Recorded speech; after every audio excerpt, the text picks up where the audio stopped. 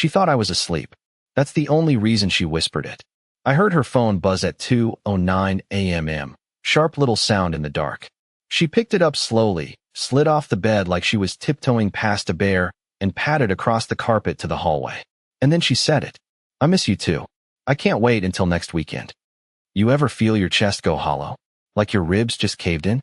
I lay there in the dark, staring at the crack in the ceiling we never fixed, blinking hard because I wanted to believe I imagined it, that I dreamed it, that my wife of 15 years wasn't standing in the hallway at 2 a.m., whispering to someone else about next weekend while I was 2 feet away, slowly dying inside.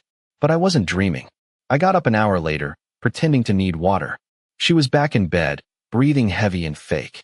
You know the kind, overly slow, like a child pretending to sleep so they won't get caught. She had her phone under her pillow, something she'd never done before. I didn't touch it, not that night. But everything shifted after that. She didn't know I heard. She went on with life like normal, smiling over coffee, asking if I fed the cat, texting at red lights. But I was unraveling. Quietly, pathetically, I started noticing everything. She started wearing perfume again, a kind I'd never smelled. She changed the passcode on her phone. She even started going out on Wednesday nights. Who goes out on a Wednesday night? And every time I asked, she had a reason. Work dinner, yoga class, her cousin Ellie's bad breakup. Do you know how many breakups Ellie supposedly had that year? 5. But I never confronted her. Not once. I just started writing everything down. Not in a journal. That's too dramatic, even for me. I wrote it in my notes app. A little list. April 9th. Came home at 1:12 a.m. Said car broke down, no mechanic receipt. April 17th. Wine glass and sink. I don't drink wine. Said she had a headache. May 3rd. Work thing. Ended at 8. GPS says she left hotel at 11:42. Yes, I checked her GPS. I know how that sounds. But after you hear your wife whisper to someone else while she thinks you're asleep, something in you snaps. You stop caring about dignity. You just want the truth, even if it kills you. And then, the worst part. May 19th. Our anniversary. I made dinner. I lit candles. She texted at 6:23. Don't wait up. Stuck in meetings. No gift. No card. Not even a call. I sat at the table with 2 plates of cold pasta and a stupid bottle of wine I bought thinking maybe, just maybe, she remembered. I waited until 10, blew out the candles, and threw everything in the trash. And that night, as she came home humming like nothing was wrong, something in me quietly broke. I didn't yell. I didn't cry. I didn't even ask where she was. I just started counting down. 5 weeks later, while she was at her company retreat, I packed 1 bag. Not even all my stuff. Just enough. I left my wedding ring on the nightstand, next to the anniversary card I had written but never gave her. Then I turned off my phone. I deleted my socials. I booked a bus. Not a plane. A bus. No one checks buses. I disappeared. No note. No confrontation. No fight. I didn't want her apologies. I didn't want her excuses. I wanted to become a ghost. And for 2 years, that's exactly what I was. But she didn't stay in the dark forever. Because 2 years later, she saw me again. And by then, everything had changed. The thing about disappearing is, it's not nearly as glamorous as movies make it seem. There's no dramatic storm, no echoing slam of a door, no last-minute airport sprint. For me, it was a Tuesday. Quiet. Windless. I left the keys on the kitchen counter, my wedding ring resting beside them like a gravestone. My old gray hoodie hung on the chair. I'd worn that hoodie on our honeymoon. I don't know why I left it there. Maybe I wanted her to feel something when she saw it. Or maybe I was just a coward who couldn't pack properly. I booked the first long-distance bus heading north. I didn't even know the final destination. Didn't care. Somewhere cold. I wanted cold. I needed the kind of air that hurt to breathe, maybe to remind me I was still alive, because inside, I wasn't so sure anymore. I turned my phone off halfway through the ride. Deleted every account. Bank, social, email. I became no one. Edgar Miles was gone. The first few nights in that dingy motel were brutal. You think disappearing gives you power, freedom. It doesn't. It gives you silence. So much silence, it starts to feel like it's screaming. I stared at the peeling wallpaper, wondering if she even noticed yet. Was she crying? Panicking? Or was she curled up in someone else's bed, laughing at how easy it was? The truth? I didn't even know if I wanted her to miss me. Part of me hoped she did. But the other part, the part that had died quietly over the last 2 years, just wanted to vanish so hard she forgot my name. I got a job under a fake last name at a mechanic shop outside a small town no one's heard of. I wasn't even good with cars. But I showed up early, kept my head down, and people left me alone. That was all I wanted. Nights were the hardest. I'd lie awake, thinking about the version of me she destroyed. The Edgar who brought her flowers for no reason, who learned how to cook Thai food just because she loved it, who built her a bookshelf from scratch one Christmas because she said she wanted to read more. That Edgar was dead, and no one seemed to notice. But here's the twist she didn't expect. Silence doesn't stay empty forever. About a year in, I started running. Not from her, but literally running. Every morning before the sun came up. 1 mile became 3, then 5. I stopped eating trash. I dropped 30 pounds. People started treating me differently. I grew out my beard. Got new teeth. New glasses. No one called me tired or soft anymore. I didn't even recognize myself when I passed a mirror. Then came the job offer, completely random. A customer at the shop noticed how organized I was, how I handled chaos calmly. Turns out he ran logistics for a shipping company and needed someone to help streamline operations. Offered me a trial position on the spot. I said yes. I don't know why. Maybe because it sounded like a life. A real one. Not survival. Not hiding. 6 months into the new job, I had an apartment, a savings account, and people who respected me. Not for being a good husband. Just for being me. It was the strangest thing. I built more in 18 months alone than I did in 15 years with her. And that's when it happened. That's when Jenna found me.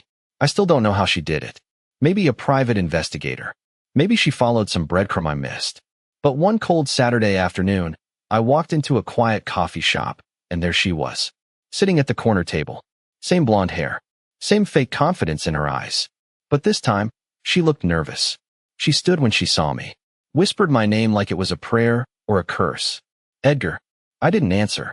I just stood there, holding my coffee, heart slamming against my ribs like it was trying to escape my chest.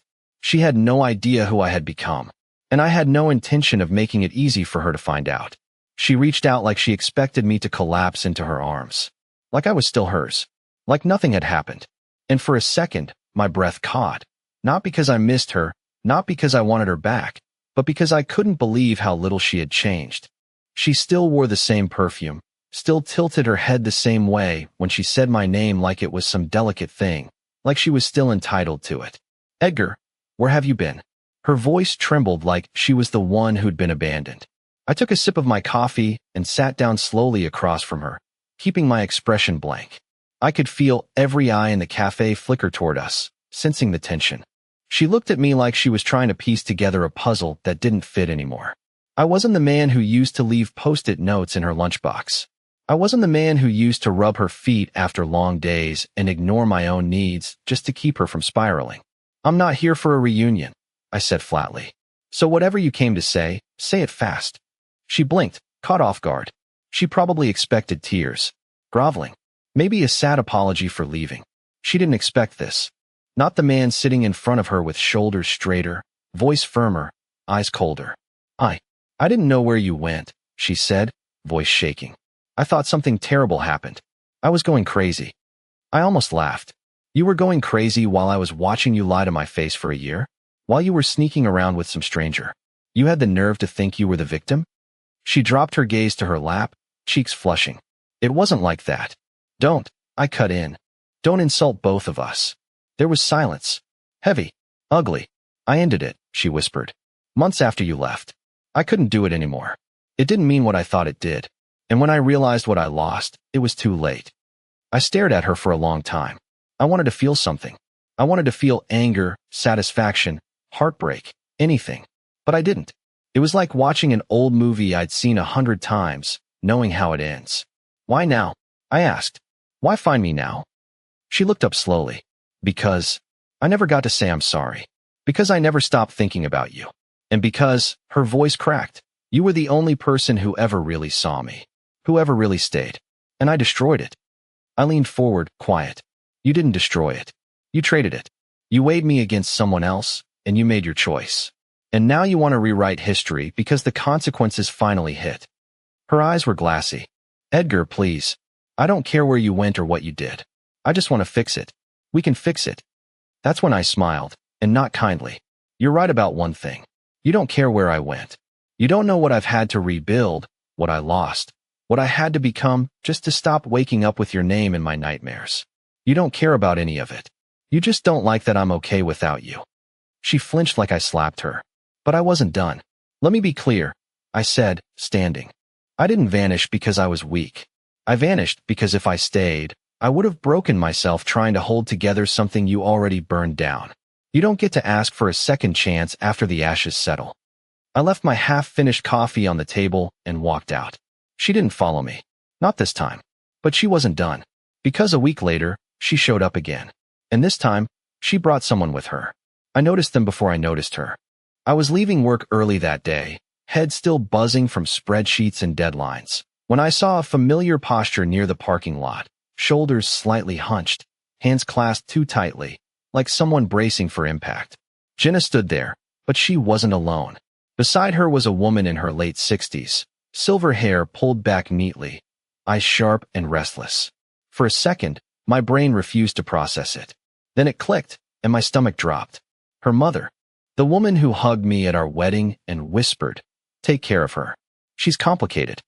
The woman who sent me birthday cards long after Jenna stopped remembering them.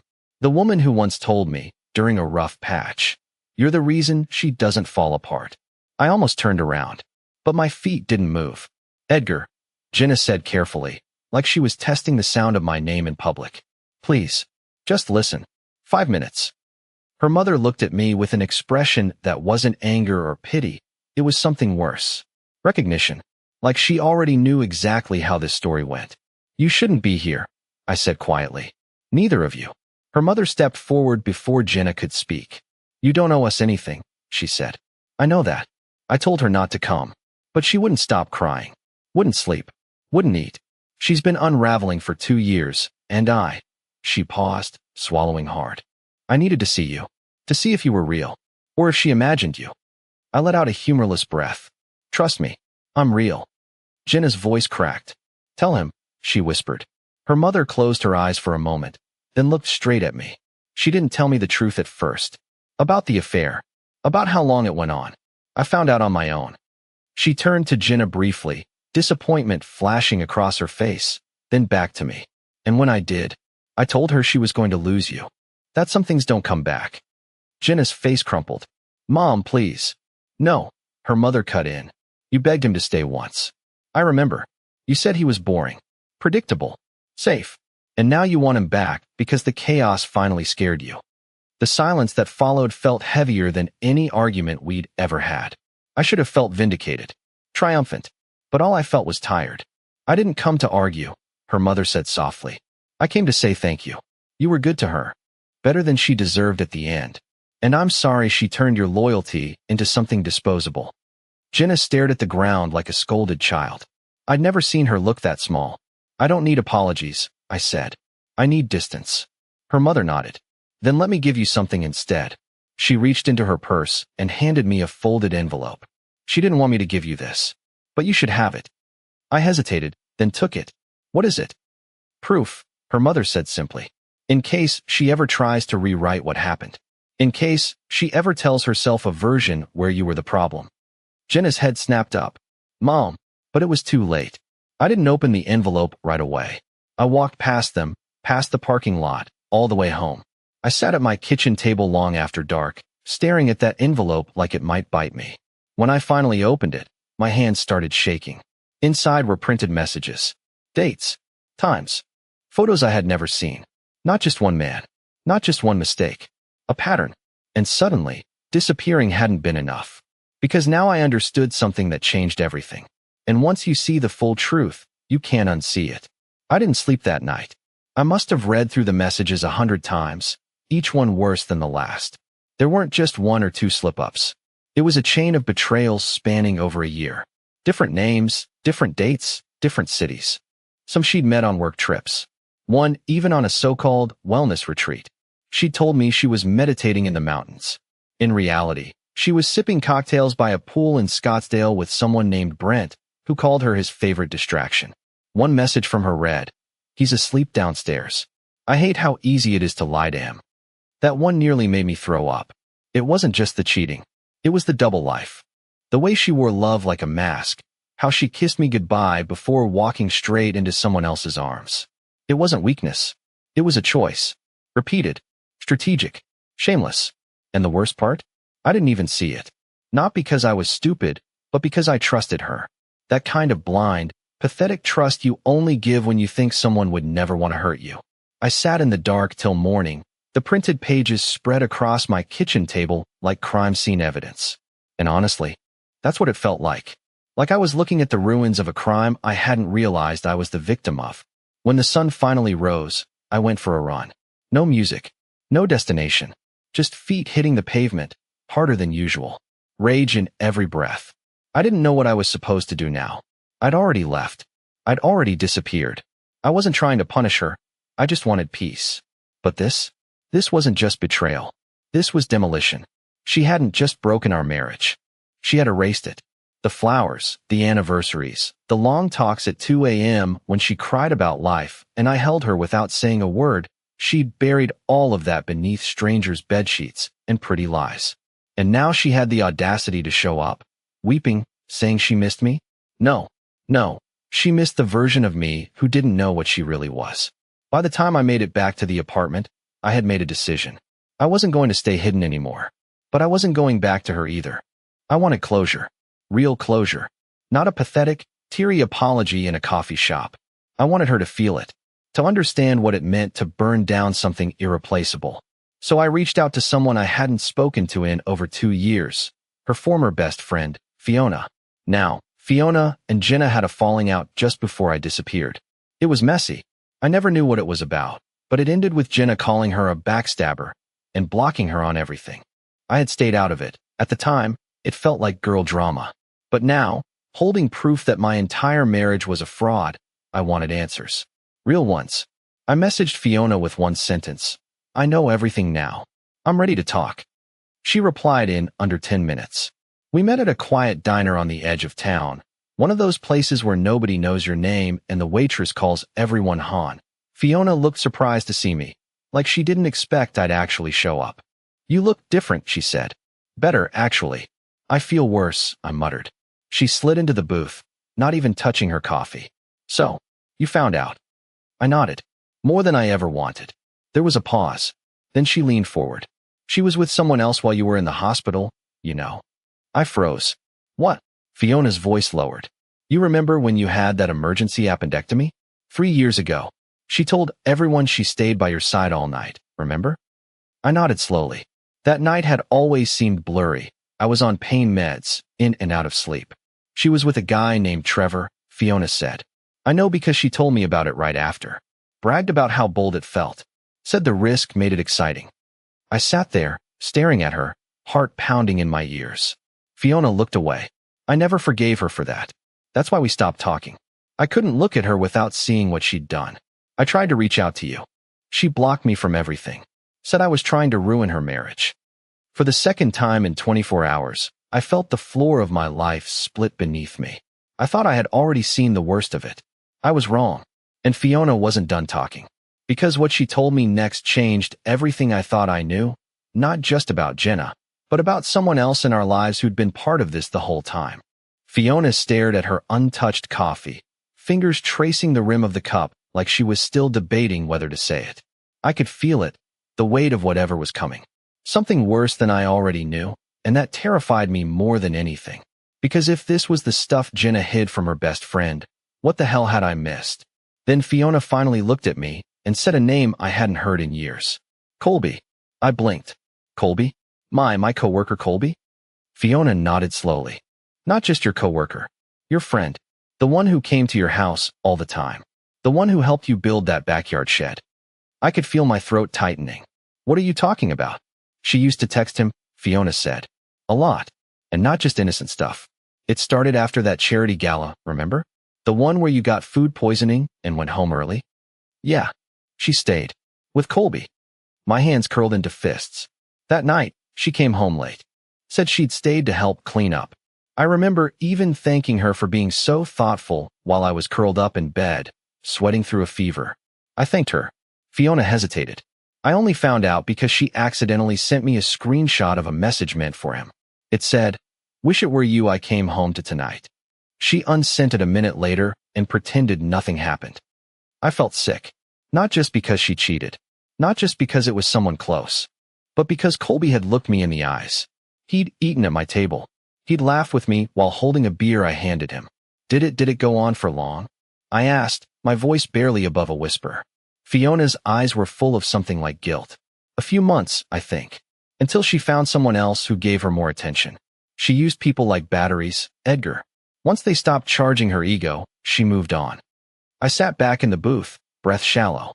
My mind raced with memories, moments I had interpreted as harmless. The lingering hugs, the inside jokes, the time I walked in on them laughing in the garage, and she got flustered. I thought it was nothing. It wasn't. Fiona reached into her purse and pulled out a flash drive. I saved everything. Screenshots, photos, messages. I didn't know what to do with it back then. But maybe, you should see it for yourself. I didn't want it. I didn't want to know more. But I took it anyway. As we left the diner, Fiona touched my arm. She'll try again. I know her. When she sees she can't get to you emotionally, she'll go for guilt. Or shame. Or nostalgia. But she doesn't love you.